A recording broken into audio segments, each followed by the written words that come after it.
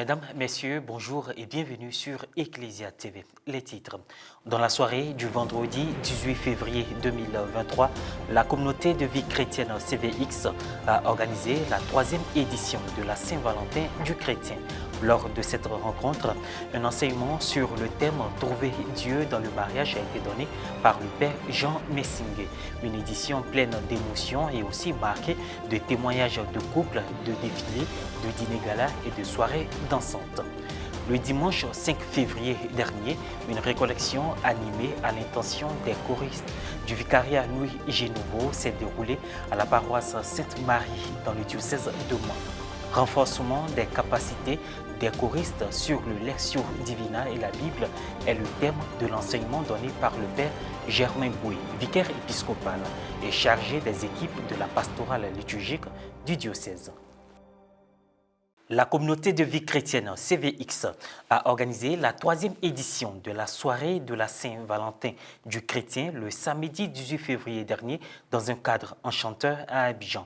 Trouver Dieu dans le mariage est le thème de cette cérémonie entre couples chrétiens qui a été meublée d'enseignements, de témoignages, de dîners gala et de prestations diverses. Reporter d'images Frédéric Monet, commentaire Morel Pouty.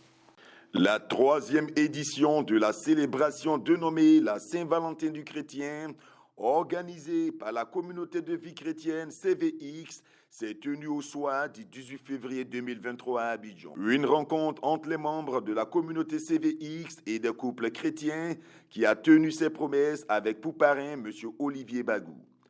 La Saint-Valentin du chrétien, rencontre d'échanges entre personnes adultes pour mettre fin à la solitude, à la monotonie, à la routine, aux problèmes dans le foyer, est une initiative de Florence Adonis Kofi de Vénérée Mémoire. Sa particularité, elle met Dieu au cœur de cette soirée. L'enseignement donné par le père jésuite Jean Messingue a porté sur le thème « Trouver Dieu dans le mariage ». Dans Amoris Laetitia, le pape François invite l'Église et en particulier les agents pastoraux à saisir les moments de fête entre guillemets mondains pour les transformer en opportunités pour l'accompagnement des couples, pour des moments de réflexion sur la vie de couple et de famille.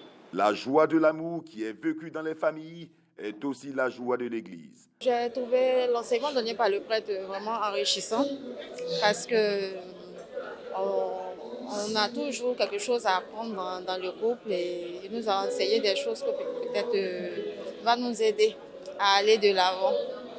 À la suite de l'enseignement, faisant référence à Amoris Laetitia, l'exhortation apostolique du pape François sur l'amour dans la famille, publiée en avril 2016, il y eut des témoignages de couple. C'est vrai que nous sommes un couple, mais nous sommes beaucoup plus amis et frères. Beaucoup plus amis. Je pense qu'on peut tout se dire, on peut tout partager dans la confiance, sans crainte et sans peur. Des mets qui enchantent les palais, des cocktails délicieux servis, des sonorités berçant des couples dans un cadre enchanteur ont meublé ce rendez-vous. La Saint-Valentin du couple chrétien est aussi une soirée dédiée à l'amour à l'occasion de la Saint-Valentin 2023. L'objectif est de créer un cadre d'échange, de partage d'expériences entre couples chrétiens afin qu'ils puissent être des témoins de par le sacrement du mariage et soutenir ceux qui sont en cheminement. Des femmes et des hommes dans des tenues de soirée impeccables se sont prêtés au jeu en l'instant d'une soirée en participant à la tombola en vue de repartir avec des présents. Au terme de la soirée, les participants sont repartis heureux après avoir pris du bon temps en s'amusant dans un cadre convivial. Je trouve que c'est une belle initiative. J'ai été même surprise parce qu'en général, les chrétiens n'aiment pas trop s'amuser. Oh, moi, j'aime beaucoup m'amuser. Et je pense que c'est une idée à perpétuer dans d'autres milieux chrétiens. C'est tellement important de faire en sorte que les couples chrétiens soient des modèles. Voilà. Moi, je suis chrétienne évangélique. Elle est mon amie de très longue date. Elle est catholique, mais j'ai trouvé que l'enseignement, c'est formidable. Que l'amour perdu entre nous, l'amour véritable de Christ dans nos familles et que véritablement la Côte d'Ivoire soit bénie à travers toutes les familles chrétiennes. Aujourd'hui, avec ce que nous voyons, le nombre de participants, la présence d'artistes, la présence de membres de la communauté qui présentent leurs produits et les membres de nos familles respectives, les témoignages qui ont été partagés, tout cela montre qu'il y a un intérêt pour cette fête-là et que le but recherché est atteint. Entre prestations, défilés de marques, d'artistes et un dîner gala, les invités ont passé un moment qu'ils ne seront pas prêts d'oublier de sitôt. À en croire les organisateurs de la soirée, l'idée derrière cette initiative est de réhabiliter le préau du centre culturel de la cathédrale Saint-Paul. Vivement la 4e édition. Il y a un enseignement qui a été donné. Et il y a eu des témoignages des couples chrétiens qui ont commencé tout petits et qui sont aujourd'hui, qui ont plus de 30 ans de mariage. Je dis merci à tous les participants. Je dis merci à nos autorités ecclésiastiques, à nos religieux qui sont venus nous accompagner. La croix de Jésus est la parole par laquelle Dieu a répondu au mal dans le monde. Ancienne tradition de l'Église catholique, le chemin de croix remonte au IVe siècle quand les chrétiens se rendaient en pèlerinage en Terre Sainte. Comme nombre de témoignages, prier le chemin de croix est riche, profond et chargé de sens. Il est proposé tous les vendredis dans toutes les paroisses pendant la période du carême. Véritable appui pour la dévotion à l'image du chapelet, le chemin de croix est devenu essentiel dans le cœur des fidèles. Il nous donne la certitude de l'amour fidèle de Dieu. La croix du Christ, elle nous enseigne alors à regarder toujours l'autre avec miséricorde et amour.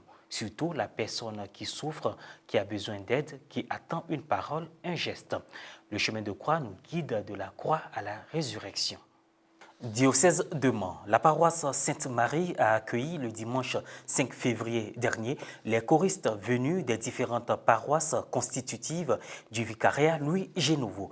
L'objet de cette rencontre était la récollection des membres de ces groupes de chant ou d'animation liturgique au compte des activités de l'année pastorale paroissiale.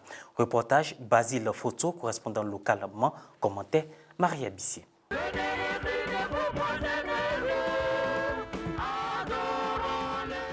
Chanter, c'est prier de foi, et le chant joue un rôle très important lors des célébrations eucharistiques.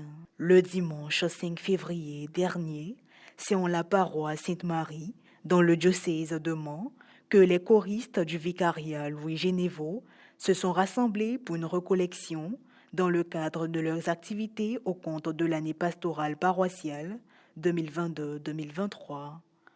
Au cours de cette rencontre, le père Germain Goué, vicaire épiscopal et chargé des équipes et de la pastorale liturgie du diocèse de Mans, a donné un enseignement axé sur le thème « Renforcement des capacités des choristes sur le Lectio Divina et la Bible ». Combien de personnes parmi vous ont une Bible à la maison?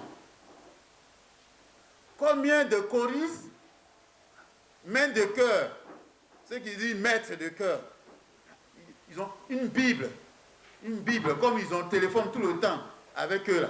Combien ont une Bible dans la... Je ne parle pas de réseaux sociaux. Et Bible physique, livre saint. Si tu prends la Bible, tu fais comme décoration dans le coin là, comment ça va te sanctifier, comment la parole de Dieu va te sanctifier. Et celui qui prend le temps de prier la Bible avec sa famille, Lectio Divina, au moins une fois par jour, ou même une fois par semaine, c'est différent. Il est important pour les acteurs de comprendre le poids de leurs fonctions et d'avoir une réelle prise de conscience. C'est en cette optique que plusieurs activités sont menées pour permettre à ceux-ci d'être réellement formés. À la fin de cette recollection, le délégué du vicariat s'est prononcé. Le chant, il est sacré. Pourquoi? Parce que ce sont des chants qui montent vers le Seigneur, qui nous amènent à prier.